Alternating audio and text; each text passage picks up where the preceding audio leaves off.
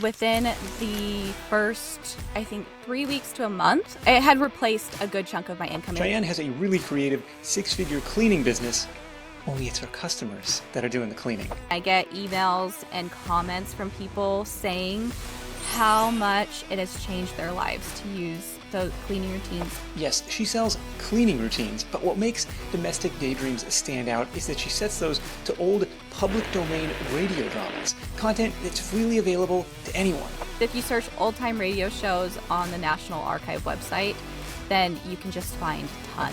And even better, she sells it as a monthly, quarterly, or annual subscription, and she's over 500 paying members. In this video, Cheyenne is opening up her marketing playbook so you can learn how to add more followers, more customers, and more recurring revenue to your business. Let's do it. I was working at a grocery store in a town of 900 people, and I heard a Side Hustle Nation episode where a gentleman was publishing public domain books onto KDP, and I thought, you know what, I should take some public domain children's books, annotate them, and publish them for homeschool families. So that was my first business, and that's what inspired me to really look into public domain works, especially combined with, I know in the 4-Hour Workweek, Tim Ferriss recommends finding ways to jump off of public domain works with your businesses. And I found old vintage radio shows. I've always been a fan of the 50s. I've always been fascinated by the 50s housewife. And as someone who had really struggled with keeping her house clean, especially when I was working full time or I was commuting, then I had developed my own system, put it to the radio shows, and was like, hey, this could actually be a great way to help people clean on autopilot and help them stay on task with the cleaning routine. Yeah, what a fun combination there. So what happens first? So you kind of get this idea in your head, I could combine these two things. Like, does it start with a YouTube channel? Does it start with a website? How do you even start to spread the word about this? Yeah, so since I had my other business that I had built up, I'd been running that one for about a year. I'd built it up to around 60,000 followers on Instagram. I had a tiny little email list. The first thing that I did is I created a few episodes and I sent it out to my audience because I knew they were moms. I knew that a lot of them were homemakers or stay-at-home moms and would be interested in a cleaning routine. So I threw up an Instagram post, told them I'd send them some free episodes if they wanted to try it.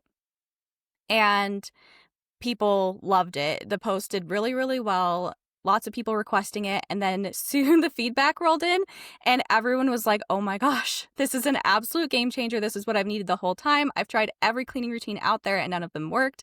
This did. And so that's when I knew that I really had something for sure. You got some early validation there. And then that was under the publishing brand or the children's publishing brand. At what point does it become Domestic Daydreams? You're like, okay, I think there's something here as a spinoff. Yeah. So later that weekend, I was like, okay, I'm really passionate about this. This could really help moms. I need to go all in. So within a weekend, I set up a website on Kajabi. Because I knew I wanted to do it as a membership. I got the sales pages done and the pricing. I made a logo and I started its own Instagram. And I started just posting up till then and up until just recently. Everything's grown completely from organic Instagram content. And so I just posted every single day, at least once a day. And I would sometimes invite my old account as a collaborator if I felt like it still meshed with my audience there. And that made it grow really fast. I think we grew to like 25,000 followers within a month. Wow. Oh my gosh. Okay. Not at 25,000 followers is even today. So very cool. Then did that following translate into revenue on the membership, or was there a lag? Yes. So it translated really fast. It was kind of an interesting time period where I needed to transition slightly out of that first business because I had met my husband and we were going to get married, and I wasn't going to have basically the things and resources I needed and used at the time to run my first business. So I need to make it work quick. And within the first, I think, 3 weeks to a month, it had replaced a good chunk of my income. It was matching all my expenses. I had a mortgage to pay, all that jazz. So Yeah. it was in business within the first month. I had quite a few members. Okay. That's really exciting to hear. What type of content did you see perform well on Instagram? At the time, and honestly still now, it was Reels. It was during the time period in Instagram where posting static posts and posting carousels wasn't really going to do anything for you. They were really pushing Reels. So I would post a reel every single day. I really had developed with my first business a full strategy. It took me a year to really pop off on Instagram with my first business because there was so much trial and error and learning. And so luckily I'd already been through that trial and error and I could just jump off and go full throttle into this. So I found focusing on reels, and at the time it was focusing on calling out basically your ideal audience. So a lot of like point of view reels, like POV, you've been struggling to keep up with your house. You want to rip your hair out, but then you find my account, or something like that. Those were really simple videos at the time that did really, really well. Okay, and then combining that with cleaning routines or here's how I do things, but it's hard if like that's what's I guess it's not really what's behind the paywall. Behind the paywall is the recurring content, the system, the familiarity in your earbuds every day, and it's you can lead a horse to water, but you can't make them drink, or you can give it away, and people are going to pay kind of for the implementation of it. Yeah, it's true. And the thing that I learned with my first business, I would just direct people directly to my products. And I lost a lot of people in that middle ground of them getting distracted or whatever. So the thing I learned this time is every single post on Instagram needs to go to the lead magnet, which captures their email. And that has grown my email list to around 30,000 subscribers in 2 years. And like in the last month, 8,000 of those I've clean out my email list. So it's been more than that. Yeah. But I make sure that every single Instagram post, it says, comment homemaker, and I will send you some free episodes of the cleaning routine to try so that you can get started tackling that mess. I make a pain point oriented Instagram caption that calls out their pain, tells how these episodes are the solution. You can try some free episodes. It takes them to the opt-in. They put in their email address and information, and it redirects them to a page with the free episodes on top, and then tell them, hey, if you want new episodes 6 days a week, then join the membership, and has like a sales pitch below that. Okay, so it's really, really tightly aligned with the core offer. It's like, in fact, it's like it's a free sample of the core offer. Like, I'm going to send you some sample episodes. If you like this, hey, there's more where that came from. Come on in. So that makes a lot of sense. I think that's really smart. And this is a mini chat automation to reply to the homemaker comments. Yes, exactly. And ManyChat was such an incredible game changer because when I was doing my first business, I started doing the comment if you want, the link thing before there was anything like ManyChat out there. Yeah. And I would sit there and I would have reels go viral and I would manually be sending these and I'd get blocked by Instagram, have to wait a little You send 100 while. messages. Yeah, you're blocked. Yes, exactly. And so ManyChat has been amazing to be able to use that over the last couple of years. And luckily that was in place by the time that I started this business. So it just directs them through ManyChat. I know people build out their ManyChat with like follow-ups and stuff. I haven't done that, and I've still seen great results just keeping it simple. Okay. So they get the sample episodes, and then there's a follow-up sequence that goes out, a week later. It says, if you like that, there's more once you join the membership. Talk to me about the sales cycle or the sales funnel, so to speak, after that. Yeah, so I follow up via email because I want to train them to really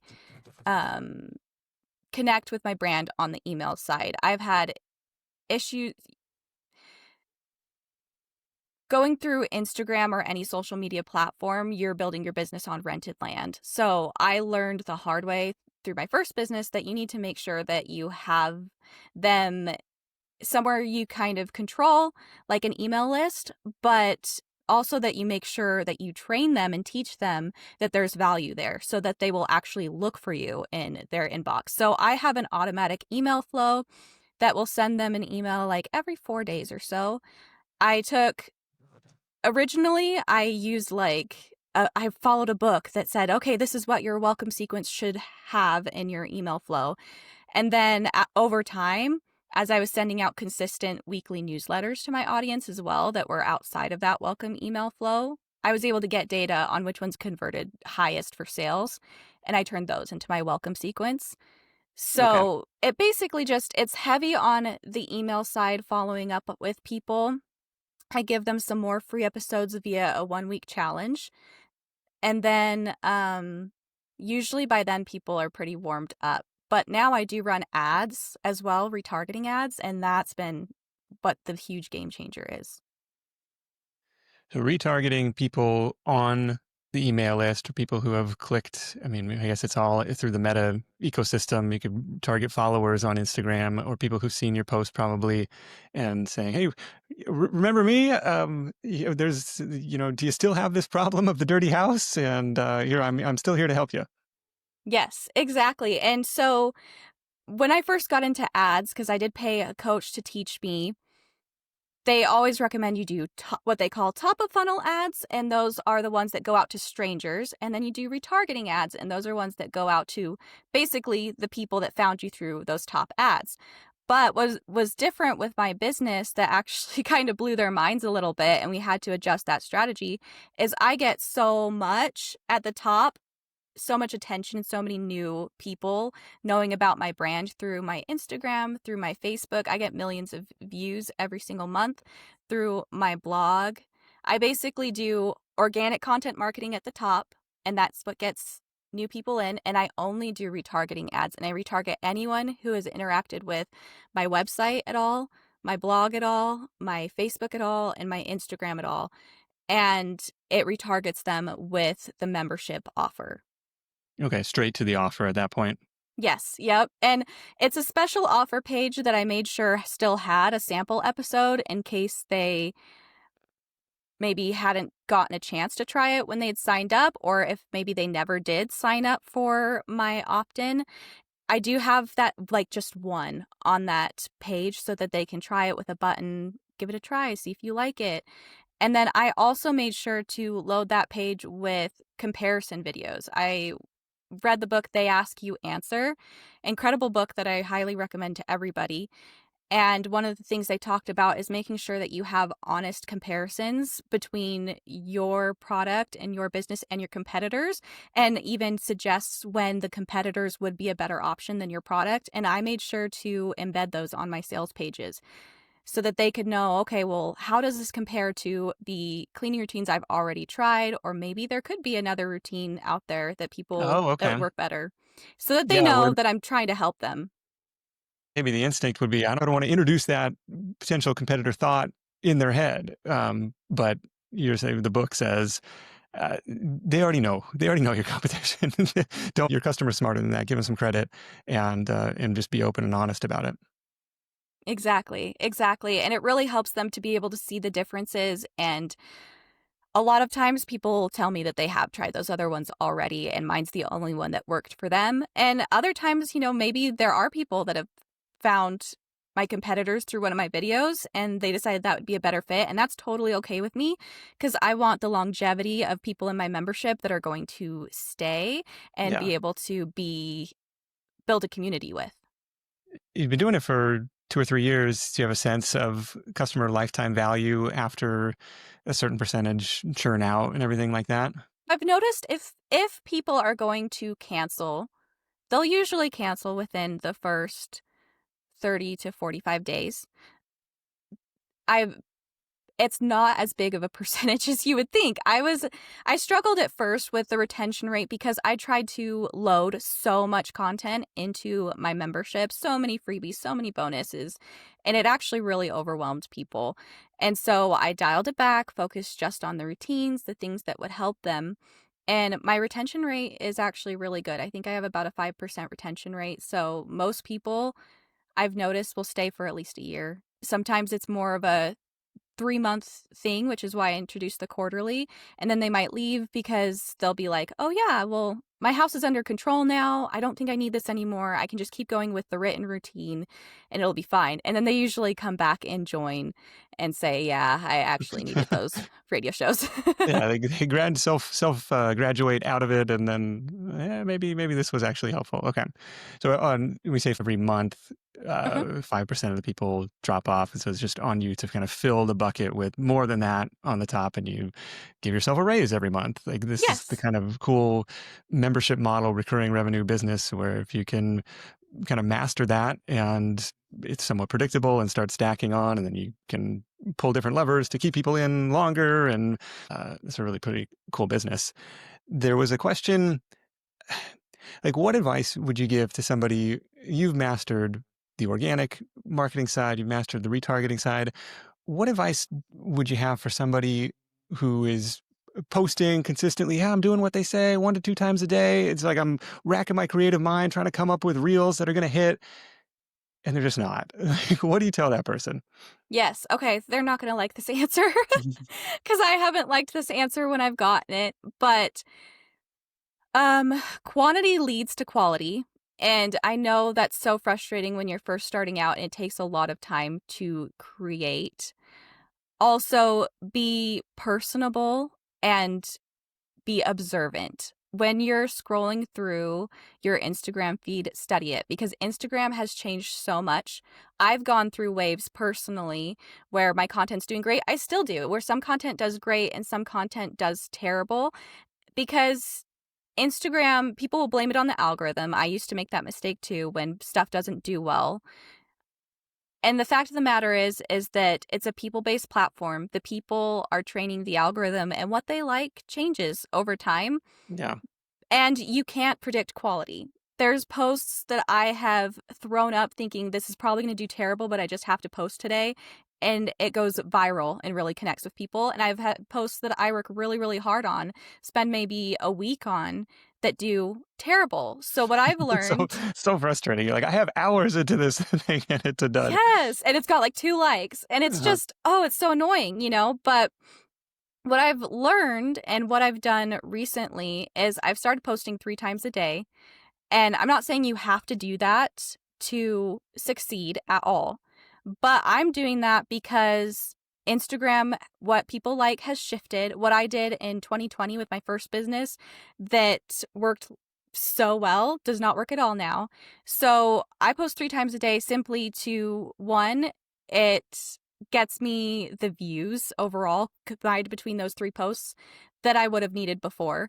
And every one of those has the lead magnet call to action, grab some sample episodes, do the okay.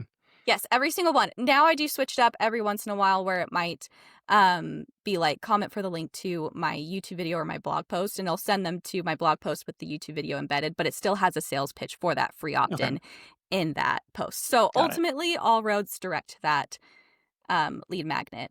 But I'll just post those 3. I get lots of data from that I can see what works, what doesn't work, create more content. And I also have learned that every like 15 or so posts, I'll have a hit, and it's always been that way for me. So when I was posting 1 a day, it took 15 days to have a hit. When I'm posting 3 times a day, that happens a lot sooner. Got it. So it really is worth it. I used to fight that advice so hard, but it really helps. I'm and gonna my run out of content's ideas. improved. Yeah, talk to me about the creative or ideation process for having to consistently come up with that volume of content. Yeah, so I'm from OG Cheyenne is from the blogging background where when I was like 12 or 13, I started a blog. So what I do with any business is I do a ton of keyword research first. So I'll go to like Answer the Public, I think is the website, or I'll go to and Pinterest and YouTube search, and I'll type in keywords and see what people are searching for related to my niche and keep that in a master list. And that gives me something that I can always go back to for more ideas. And then, so that's one side of the ideation phase. The other side is when I'm scrolling on Instagram, I try to look in niches outside of my own because you don't want to look the same as the people in your niche. You want to stand out. So I'll look in niches outside of my own, and I will save the link in like a little notes document on my phone if I see something interesting or see something in a format that I like, and I'll write a little idea on how I can apply that to my business. And between those two, I never really run out of ideas of what to post. And then since I do create long form content based off of those keywords that I researched, usually those are listicles, which give me a bunch of little ideas that I can also take and make into short form content for like a video for each little bullet point in a blog post or in a YouTube video. So Okay. across all of those, the ideation is simple. The creation of content has become really simple for me because I just do two formats usually. Well, three. I'll do either a talking head format where I am talking directly to the camera. I might be doing something. For like long form YouTube. So I'll do this for my short form Instagram content. I will just talk directly to the camera with an idea, and that's like one option, or I will record a B-roll and just put text on top real quick, and that's another option. And then the third one is like a voiceover where it's footage of me doing other things, and then I will record a voiceover with the idea. With YouTube, I do almost entirely just voiceovers. I record a talk to camera intro and outro, but I just do a voiceover. I'll put my podcast to footage of me cleaning or cooking. Okay. Are you still doing the long form listicles for the website, or is like, I'm not going to bother with the blog anymore? Yes. So my whole flow right now is that I will create, it kind of bounces back and forth, but I'll usually create 3 reels a day. And then I'll turn those 3 reels into blog posts by expanding on them. Like I will use the little notes app and the voice to text feature, and I will plug in the transcript of what I actually said in the short form piece of content into my voice notes. And then I will also just spitball any other ideas that I think if I were going to turn this into a long form content, if I was going to turn this into a podcast or a blog post, what are some ideas that play off of this? How could I expand that? Yeah. And then I will take that over to ChatGPT. I'll take that over to ChatGPT and I will have it turn it into a blog post for me. Basically just polish what I said so that it's still me, it's still my ideas. I might have it add in any relevant statistics if that short form piece of content was like speaking to pain points of my audience. Okay. I might add in statistics that back those pain points up. And then I'll turn that into, that blog post goes on the blog. If it does well, like if I see it kind of get some views, I will turn it into a podcast episode. And then I always have B-roll whenever I need to clean or cook and I have time to get ready. I will record it. And then I just have this log of long form B-roll that I will put to the podcast episode that I recorded from the blog post. So I'm putting out 3 blog posts a day. As well as the short form ones, and then I'll like send an email out with a roundup. You're a content machine. That's intimidating, the volume of stuff that you're producing, but it's always kind of starting from this point of audience pain point research, answer the public, the Pinterest. Is there a tool for Pinterest, or is it just like typing stuff in and looking what the auto suggest populates? There is a tool now. It's called PinClicks, I believe. And it wasn't around when I first started doing the research, but it is I used it recently and it is so nice. So you can use that instead. I believe it's called PinClicks. Okay. And that makes it so much easier because now you did used to have to just go into the search bar and find everything, and it was actually really labor intensive. So the thing that I learned, with content, because I am a content machine now, I used to be a lot more simple about my content. My husband was a wildland firefighter, and so he would be gone 2 weeks at a time. And I had a baby, and trying to post content was difficult. But I heard a thing from Alex Hormozy recently where he's talking about how you just need to do more. That's usually the answer. And I went and I calculated how many new subscribers I got from how many pieces of content I had posted, like up to a certain point. I think it was like over a 6-month period. I realized I'd only posted 50 posts, and that's between Instagram and the website. Okay. I realized I'd only posted 50 posts in that time period, and I'd gotten like 122 new subscribers or something like that. I'm like, okay, I'm going to do that in a month. I want to get 122 in a month. I posted more than that, I think, because I was posting 3 times a day, but I got like 174 new subscribers in a month doing Okay. that. So it really was simple math and a simple experiment to realize, okay, I need to just be putting out a ton of content, because that's really what's driving the sales on the top end. Yeah, and it's almost a, increase your luck surface area or Yes. your algorithm surface area, your chances of discoverability. It's like if I take more swings at this, even if, like you said, 1 out of 15 hits, if I put more batches of 15 out there, it's just a kind of a law of large numbers. And there's some compound effect. You improve, you put in the reps, you get better at making this stuff, and you start to figure out what works and what doesn't.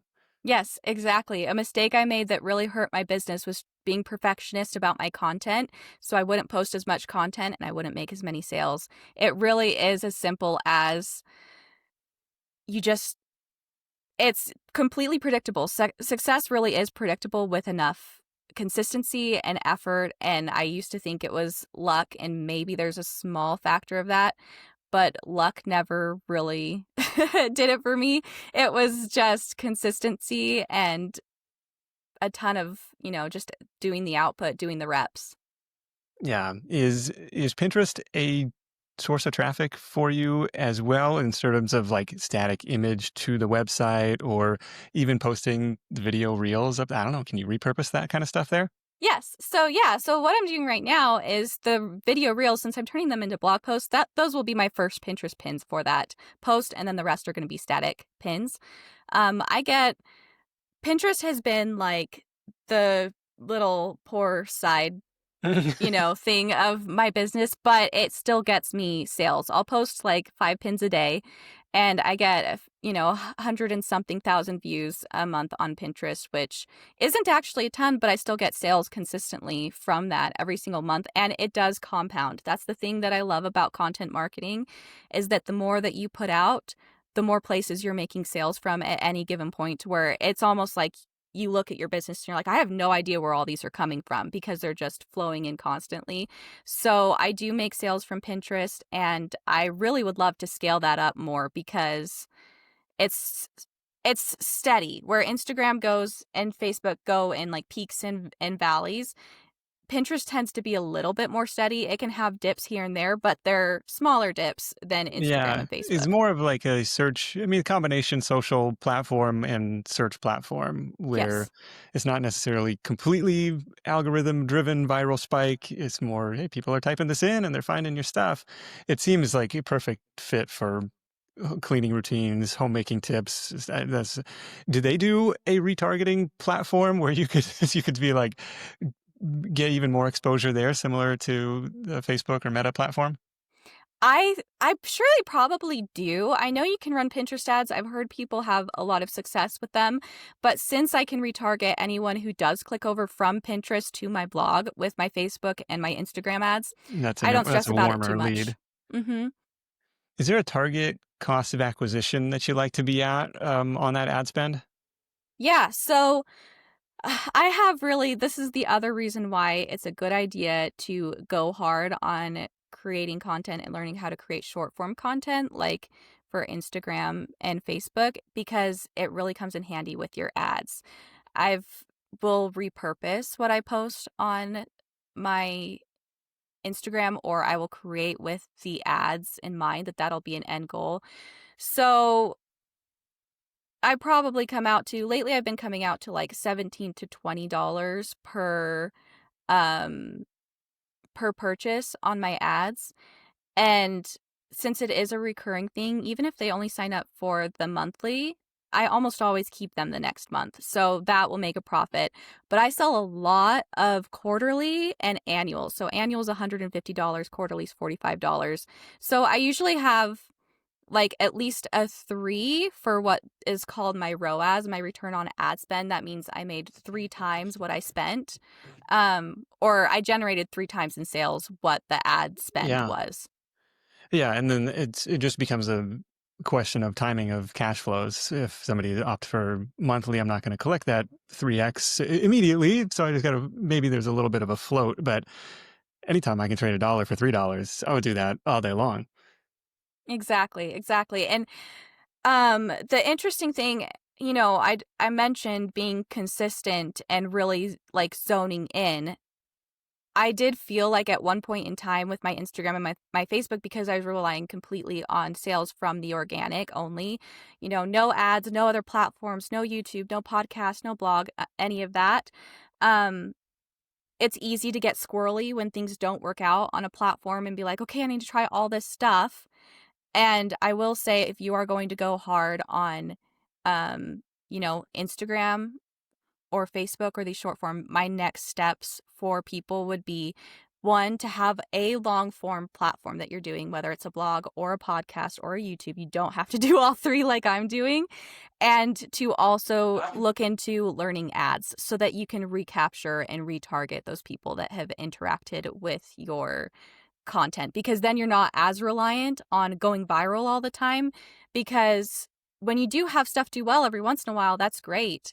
But even when I'm posting 3 times a day and my posts are doing terrible, you can retarget those and recapture those, and you can nurture them with your long form content, because they really do need to spend more time with you than just your short form.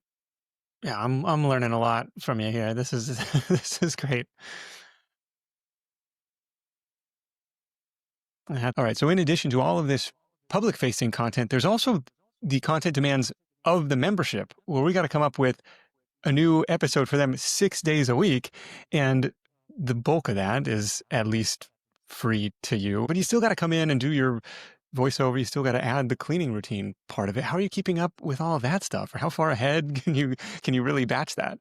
Yes. So what helps a lot is that once I created a ton, like when I first started it, I created as many as I could. I just sat there for a few days and edited these podcast episodes, basically radio show episodes, with the cleaning routine. And then I set them to drip on Kajabi. That allowed me to time the release for a certain amount of time after someone joins. So when they join, you know, they'll get the first month is already loaded in there. And then a week later, it'll release another week. And a week later, it'll release another week. And those are usually ones that I've edited forever ago now. And so I still, obviously, for the people that have been with me from the beginning, I need to be putting out new episodes to keep up with it. So it'll Okay. usually just take me like an hour and a half to 2 hours to edit the episodes and load them into the membership for the week. So I just will sit there, get comfy, turn on a TV show. Now, because the business has done well, I have an iPad, which makes it so much easier. And I'll just sit there, edit them real quick, upload them. The thing with the old radio shows, I do kind of have to try and scrub through them real quick and like listen, because they can be really offensive on some things that are just very outdated. So I have to catch things every now and then that I'm like, oh my goodness, that almost went live and that would have been terrible. Yeah, we're not gonna air that part anymore. Okay. Yeah. It was a different time. Yes. Interesting. And so mechanically, does this show up like in the Apple Podcasts or in Spotify? Like, how do you? Okay, I'm gonna upload it into Kajabi, but how, as a customer of yours, how am I listening to it? So they have a membership platform where they basically just log in just like a course and they listen to it. It is in the Kajabi app too. I've considered making my own app, like my own private branded app with Okay. Kajabi, but I had the hardest time figuring. I think I hit a wall with like Google's developer account or something like that, and I was just like, Okay. I'm not going to worry about it. But what I'm doing now, and this is going to be a new thing that I start doing this month, is I'm going to send out a QR code magnet It'll be a cute little branded magnet. I actually already have them made that they can just put on their fridge and they can scan it with their phone and it'll take them directly to their radio dashboard and they can press play. Got it. Got it. Now, if I want to do this with a different public domain radio show, where do you go to find this stuff and see what is freely available? How do you download it? Like all of this stuff. Yeah, so you just go to National Archive. You some stuff that's on there is actually still not in the public domain, but not usually with radio shows because radio shows had different domain laws. Um, Okay. so you may want to research it just a little bit. Usually, a quick Google search will tell you for sure if it's in public domain or not. But if you search old time radio shows on the National Archive website, then you can just find tons. There are so many, and they are so good. They're so fun to listen to. Yeah. Interesting. Yeah, there's a whole world of public domain stuff that is out there, whether it be books, whether it be radio, whether it be, you know, print material for the military. You know, there's like some really interesting stuff that you can kind of dig into and use as source material to then, you know, layer on your value add, in this case, the cleaning routines. But what else is going on the tools and tech side? You've been really gracious in sharing ManyChat and Kajabi and ChatGPT and Pin Click or whatever the other thing was. Mhm. Anything else that we should know about on the tools and tech side? Oh, what I do use a ton of is Descript. I will use that for my podcast episodes. But what I love about it is that it has all of the captions or all of the transcripts generated for me. So for example, if I decide to record a podcast episode first instead of a blog post or something, maybe I just come up with an idea and record a podcast real quick. I can take that transcript and have it put it into AI, have it format it into a blog post for me. I can also have it come up with a YouTube video title and thumbnails in ChatGPT from that transcript that Descript generated. It will come up with, when I put in a YouTube video and edit it in there, it'll come up with the chapters for me. It's just made things a lot simpler and faster since I am putting out so much content. I've really, really loved Descript for that. Yeah, Descript is really cool. Some of their tools, and it's getting better all the time. So that's definitely one that we use as well. What's running the email list? I do that within Kajabi as well. I had to Okay. upgrade what I pay in order to account for all of my contacts that I have because I'll have a reel go viral and I'll gain, 8,000 subscribers in a week or something like that. I know that the tracking's not as great with Kajabi as far as metrics and stuff go for email list, but email platforms are so expensive. I realized that it was still just most cost effective and honestly most easy for me to be able to just do it all in one platform and not have to like stress too hard about bouncing between different platforms. Yeah, no, that makes sense. Any other cool tools that you're using? I am using the Edits app that Instagram put out to edit my short form content. And they said that they were giving people a little bit of a boost at first if it was made with edits. I think that's probably gone away by now. Um, they fully admitted that they were giving people just a little help in the Okay. algorithm if they used that. And Yeah. honestly, it's not been as glitchy. The native Instagram app editing in that is terrible. It's not fun. But the Edits app has been really nice because I can just download it natively really easily. And so when I share it to other things, like I embed all of my Instagram reels into my blog posts to make them uh, just easier for people to read, give more value, and bounce off of. Or I'll share them to YouTube too every once in a while. It just makes it easy to be able to download it right from that app, to be able to share it to Instagram, re-edit it a few times. Like I'll go back and since I have that file in edits, I can add in. So this is like a practical tip if you're going to be doing short form content and then also doing ads. I will record a different ending. So in a lot of my talking heads, I'll say comment homemaker and I'll send you some free episodes to try. Well, that's not what I want them to do with my ads. I want them Okay. to click the link. So I'll record a different ending where it's like click learn more if you want to have a clean house on autopilot. And then I will be able to go back to that original video that did well on my Instagram, and I can edit it and add that little clip at the end, save it, and upload it for my ads. So it is nice to use the Edits app for that. Got it. Got it. Now, in addition to the membership, it looks like there's also some digital products, some printables for sale. Is that a decent chunk of the business? Is that only on your website? Is that on Etsy as well? What's going on the digital product side? Yeah, so it's only on my website, and it does make a big difference because every once in a while I just do have people that really only want the written routine. That was something that was important to me, is that my cleaning routine be so good and so helpful that it can stand on its own. It doesn't need the radio shows, and that's definitely been the case for people. But it's nice because it's a great upsell. So whenever I'm running ads to the membership, when they buy the membership, it does upsell them. It has an option for either an order bump, and then it'll also redirect them if they purchase and they don't do the order bump to like get more information about the printable bundle. It has a video of how I use all of the printables as a working mom to stay organized, and like a little sales pitch.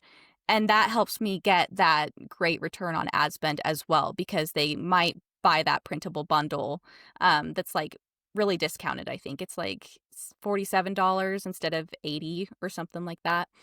And Oh, okay. that Yeah. helps a lot. Are you ever promoting those directly to people who don't want the recurring thing, but they're like, I like this. I like Cheyenne. I want to support her. I'm into what she's saying, but I don't know if I'm, really gonna plug old timey radio into my head. But I still want this. I still want something. Yeah, absolutely. So every once in a while, I will record a reel or do a post that just directly sells the printable bundle so that people know that it exists. I really use the pinned posts feature on Instagram to my advantage.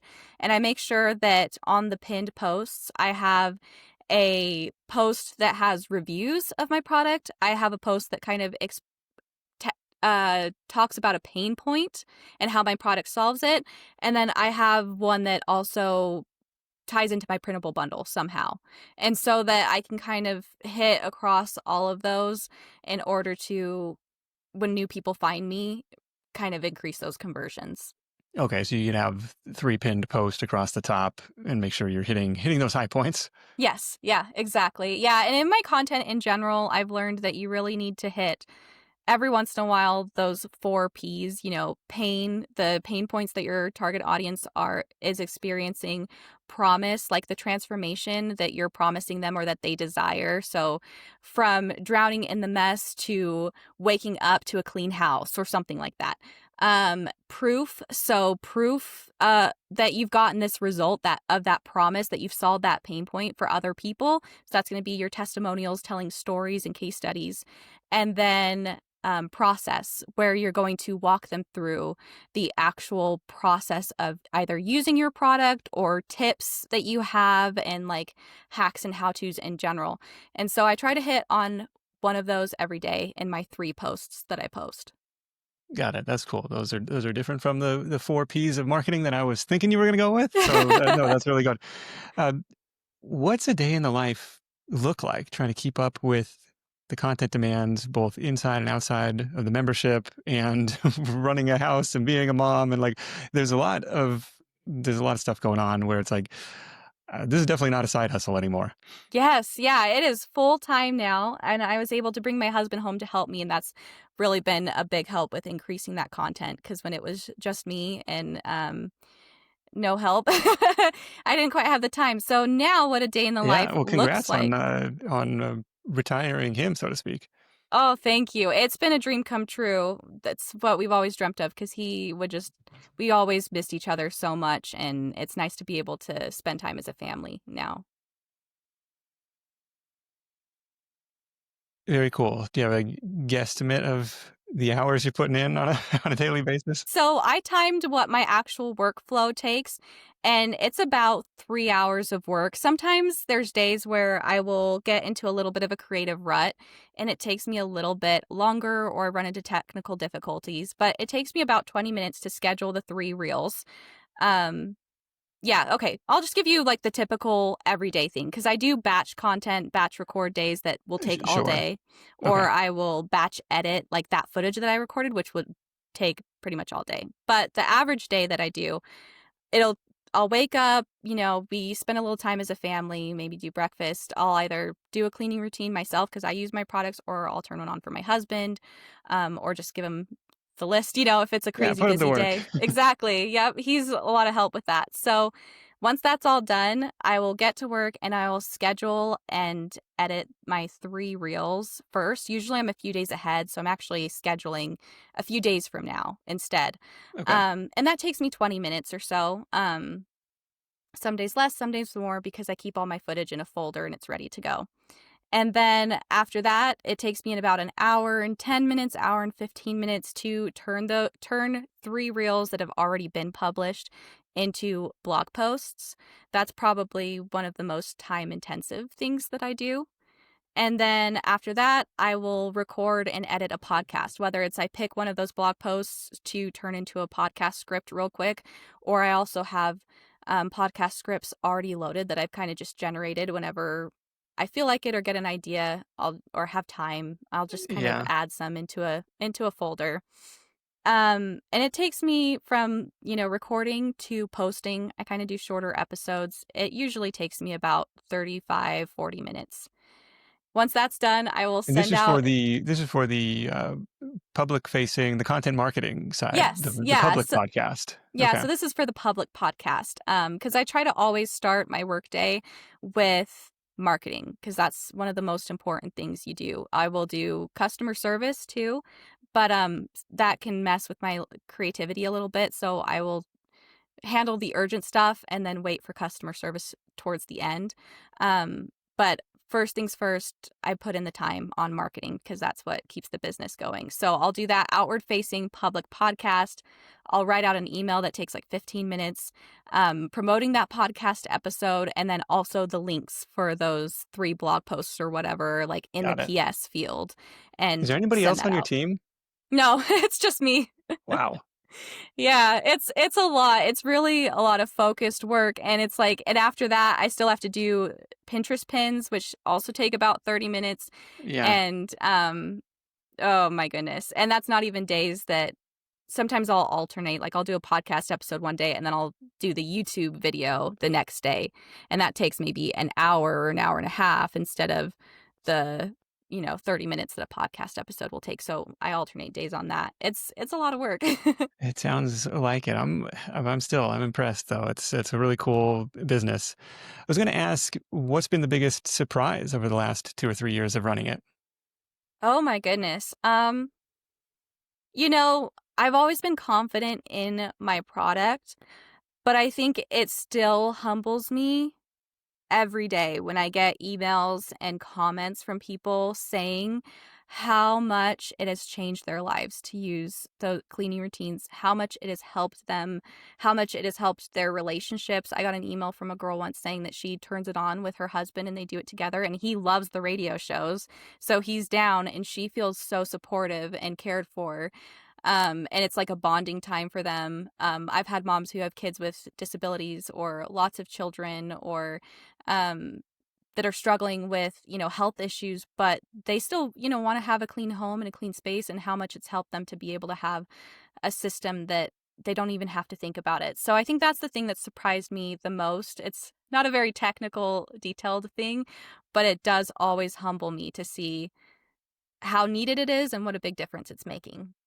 There's something really powerful about these like audio clues or audio routines, and it's taken a page out of, morning radio playbook where it's, this segment and then leads to this segment. There's like a comfort and familiarity with that. I mean, the first time we put on like the cleaning song for the kids, they must have done this at their preschool. It was like, could not get them to pick up anything, right? But this song comes on and it's like they're little automaton robots all of a sudden like, oh, I guess this is Yes. what we do now. I was like, this is magical. It only lasted for a week or two before I was like, what are you guys trying to pull on us? But it was really, really interesting there. And as Yes. a podcaster, you kind of understand too the power of an audio connection, spending time in people's earbuds. But really exciting. Domesticdaydreams.com, radio.domesticdaydreams.com/links is a cool place to go to see some of the resources that Cheyenne has. What's next for you? Where do you want to take this thing? Oh my goodness. I next would probably be to write a book. I have some interest in me writing a book that I've been getting lately, and I would love to do that to give some simple, easy tips to people and get a little bit of reach. Publish? You got publishers reaching out to I've you? got publishers reaching out, so I'm really excited about that. And then also going hard on YouTube. I really want to be able to reach people on there. Yeah, very good. I mean, the channel is at 5,000 subscribers. So it's not nothing, but Mhm. there is definitely an ecosystem on YouTube for cleaning and cleaning routines and decluttering. So I'd see some opportunity over there as well. Cheyenne, this has been awesome. Let's wrap this thing up with your number one tip for Side Hustle Nation. Make sure marketing is your number one focus, like every day. And number two, quality, but quantity. Go hard on getting yourself that data, on doubling down on whatever it is that's already working for you in your business, and just don't overthink it.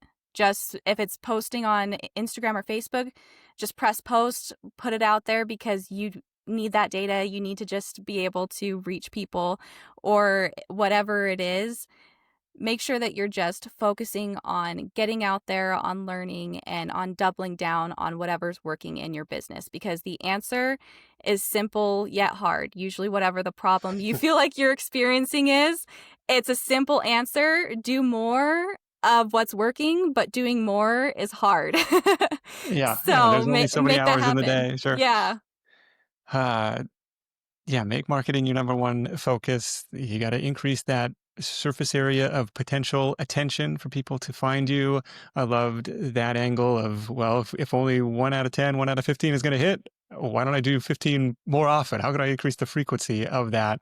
I love the retargeting angle to, yeah, people aren't going to buy on the first time, or some people Hmm. are, but a lot of people aren't. So how do I get this in front of them again and again and just make it easy and obvious for them to take that next step?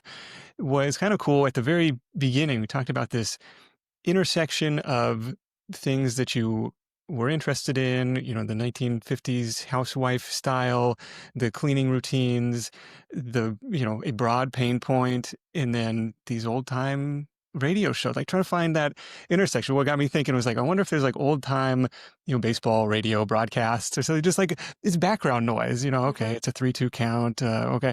It's sure. Could you do something? It's like it lasts for 3 hours. So like there's probably a huge archive of stuff like that. Really cool, creative way to get free raw materials and intersperse your own personality and stuff on top of that. Um, if you are listening to this and you want more Side Hustle Show in your life, would love to have you binge on the archives, hundreds of episodes to choose from.